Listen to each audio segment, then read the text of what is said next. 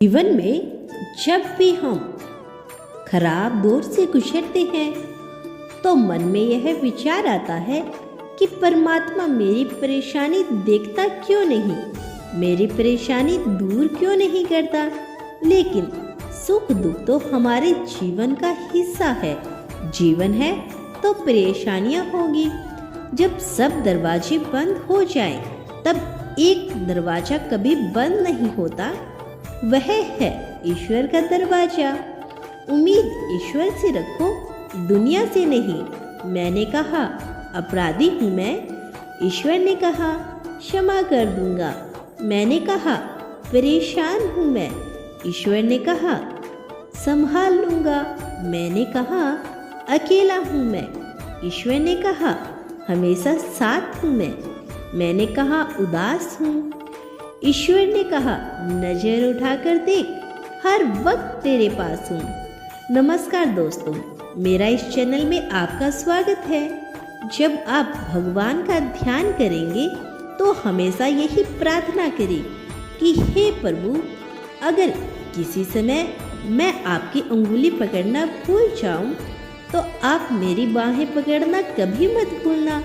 अगर मैं आपको कहीं साथ चलने के लिए बोलना भूल जाऊं तो भी आप सब मेरे साथ चलना कभी मत भूलना। नहीं चाहिए ऐसी शक्ति जिसका निर्बल पर उपयोग करूं, नहीं चाहिए ऐसे भाव कि किसी को देख जल मरूं। ऐसा ज्ञान मुझे मत देना, अभिमान जिसका होने लगे। ऐसी चतुराई भी ना देना कि लोगों को से छल करूं। यूनिवर्स कहते हैं कि इंसान के धैर्य और धर्म की परीक्षा कठिन समय में नहीं होती है। जब समय आपके विपरीत चल रहा हो तो शांत रहना सबसे बेहतर होता है। ईश्वर ने इंसान को जब बनाया था तो उसे सब चीजें दी, पर एक चीज इंसान के हाथों से नीचे गिर गई, जिसे भगवान ने अपने पैरों के नीचे दबा दिया। इंसान के चले जाने के बाद भगवान से ईश्वर ने पूछा, आपने अपने चरणों के नीचे क्या छुपाया जो इंसान को वापस नहीं दिया? तब भगवान बोले, मैंने अपने चरणों के नीचे शांति छुपाई है। इंसान सदैव उसके लिए तरसता रहेगा, वह हर जगह उसे ढूंढेगा पर नाकाम रहेगा, और आखिर उसे यह शांति मेरे चरणों में आकर ही मिलेगी। भगवान के पास दो शक्तियां हैं, एक है माया और दूसरी है शक्ति। जब कोई भगवान के समक्ष जाता है और भगवान को प्रणाम करता है तो वह पूछते हैं, बोलो क्या चाहिए, माया या भक्ति? भक्त पूछता है, भगवान दोनों में क्या अंतर है? भगवान बोले, देखो दोनों में एक ही अंतर है। अगर तुम्हें नाचना है तो माया ले लो, अगर मुझे नचाना है तो भक्ति ले जाओ। क्योंकि जीव जिसके वश में रहेगा उसका नाम माया, और भगवान जिसके वश में रहेंगे उसका नाम भक्ति। भगवान के राज्य में समस्त संसार नाचता है, जबकि भक्ति के राज्य में भगवान स्वयं नाचते हैं। किसी ने पूछा, भक्ति क्या है? बहुत ही प्यारा जवाब आया, भक्ति हाथ पैरों से नहीं होती, वरना विकलांग कभी ना कर पाते भक्ति। ना ही आंखों से होती है, वरना सूरदास कभी नहीं कर पाते। ना ही भक्ति बोलने और सुनने से होती है, वरना गूंगे बहरे कभी नहीं कर पाते। ना ही भक्ति धन और ताकत से होती है, वरना गरीब और कमजोर कभी नहीं कर पाते। भक्ति केवल भाव से होती है, एक एहसास है भक्ति जो हृदय से होकर विचारों में आती है, और हमारा प्रेम परमात्मा से जुड़कर रिश्ते में बदल जाता है। भक्ति भाव का सच्चा सागर है। मनुष्य का यह स्वभाव है कि वह सुख में ईश्वर को याद नहीं करता और दुख में उसे सबसे पहले ही स्मरण होता है। किसी ने पूछा, भगवान कब याद आते हैं? उत्तर मिला, धर्मात्मा को हर समय, पापी को मृत्यु के समय, चोर को पकड़े जाने पर, गरीब को भूख लगने पर, व्यक्ति को बीमार हो जाने पर, कंजूस को पैसा खो जाने पर, किसान को वर्षा न होने पर, व्यापारी को नुकसान हो जाने पर, विद्यार्थी को परीक्षा में असफल होने पर, इंसान को विपरीत परिस्थितियों में ही भगवान याद आते हैं। दुख में सुमरन सब करे, सुख में करे ना कोई, जो सुख में करे तो दुख काहे को होए। शब्दकोश में असंख्य शब्द होते हुए भी मौन होना सबसे बेहतर है। दुनिया में हजारों रंग होते हुए भी श्वेत रंग सबसे बेहतर है। खाने को दुनिया भर की चीजें होते हुए भी उपवास शरीर के लिए सबसे बेहतर है।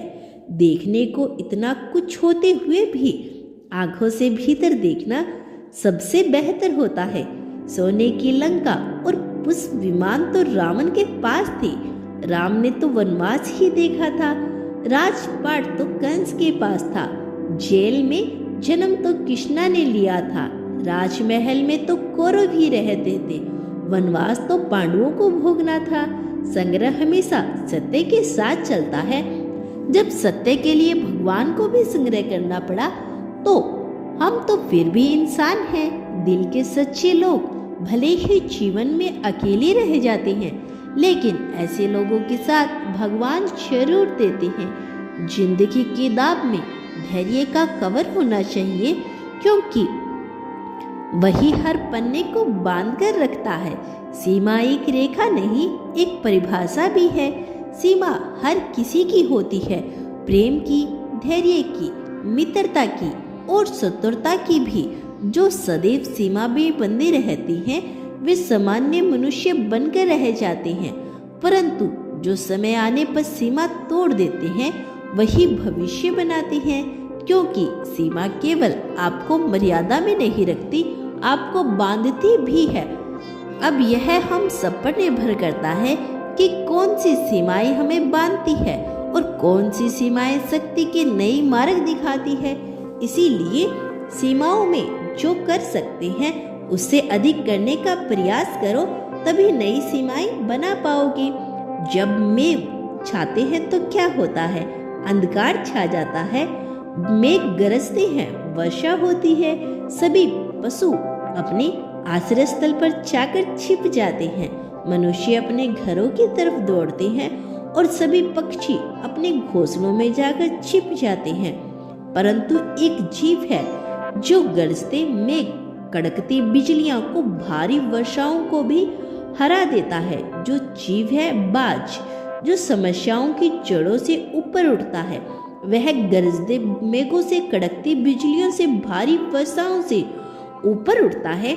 यही अंतर है हारने वालों में और जीतने वालों में। यह युद्ध हार और जीत का नहीं, समझा, सोच का है। यदि आपने सोच को छोटा रखा है तो समस्या बड़ी हो जाएगी, और यदि आपने सोच को बड़ा रखा है तो समस्या छोटी हो जाएगी। दुनिया से बात करने के लिए फोन की जरूरत होती है और प्रभु से बात करने के लिए मौन की जरूरत होती है। फोन पर बात करने पर बिल देना पड़ता है, प्रभु से बात करने पर दिल देना पड़ता है। मोह माया में फंसने वाले बिखर जाते हैं और ईश्वर से जुड़ने वाले निखर जाते हैं। क्रोध में बोला हुआ एक कठोर शब्द इतना जहरीला हो सकता है कि आपकी हजारों प्यारी बातें को एक बार में ही नष्ट कर सकता है। तू सोने से पहले सबको माफ कर दे, मैं उठने से पहले तुझे माफ कर दूंगा। आज यदि बुरा समय चल रहा है तो कल अच्छा समय अवश्य आएगा। आप केवल निस्वार्थ भाव से अपना निश्चित कर्म करते रहिए, क्योंकि यही आपके हाथ में है। हमारे द्वारा किए गए किसी भी कर्म का परिणाम क्या होगा या हमें उसका फल क्या मिलेगा, कब मिलेगा, यह तो सिर्फ ऊपर वाला ही जानता है। बात बहुत छोटी है पर गहरी है। बिखरा हुआ समाज, बिखरा हुआ परिवार कभी भी बादशाह नहीं बन सकता, लेकिन हाँ, वह आपस में लड़कर दूसरों को बादशाह जरूर बना देता है। जिस घर में प्रेम और बड़ों का आदर सम्मान होता है वहाँ ईश्वर निवास करता है। प्यार बांटो मेरे प्रिय बच्चे। यदि आप आगे भी ऐसे ही मेरे संदेश को सुनना चाहते हो तो धन्यवाद यूनिवर्स लिखकर इसकी पुष्टि कर देना। धन्यवाद यूनिवर्स।